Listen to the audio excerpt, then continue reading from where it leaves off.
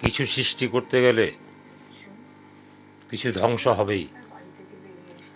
ধ্বংস না করে সৃষ্টি করতে পারবেন না। যেমন রাস্তাঘাট কিছু ভাঙচুর মানে ধ্বংস না করে রাস্তাঘাট চওড়া করা যায় না। মানুষের জীবনে যেরকম এসআইআর এসছে, এসআইআর একটা ভয়ে আতঙ্কগ্রস্ত হয়ে যারা দোষী তারা পালিয়ে যাচ্ছে। এই ভয় যদি সৃষ্টি না হয়, ধ্বংসের ভয়, তাহলে সৃষ্টি হবে না। সৃষ্টির মূলেই কিছু ধ্বংস, কিছু ধ্বংস না হলে কিছু সৃষ্টি হয় না। এই সৃষ্টিটাকে আপনার স্বাভাবিক মানতে হবে, ক্ষতিকারক নয়। এই সৃষ্টি আপনার যদি না থাকে তাহলে খুল্লা হয়ে যাবে সব। তাই সৃষ্টির মূলে কিছু ধ্বংস না হলে ভয় আসবে না। ভয় না আসলে মানুষ বাড়াবাড়ি শুরু করবে।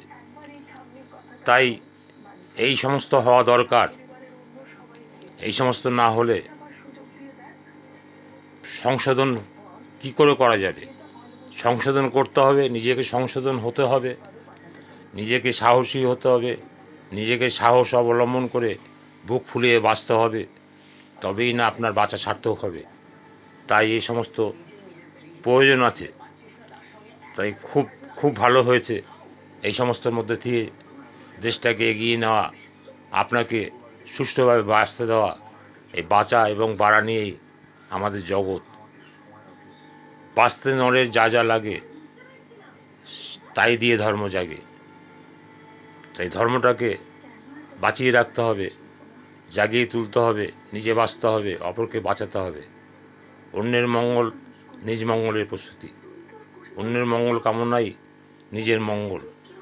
দিন রাত এক করে অন্যের মঙ্গল করার জন্য যারা ব্যস্ত তাদেরকে ধন্যবাদ, সংগ্রামী অভিনন্দন সব কিছু জানাতে হয়। তাই এইগুলো জানাতে কার্পণ্য করবেন না। Thank you, thank you, thank you. সকলকে ধন্যবাদ জানাবেন।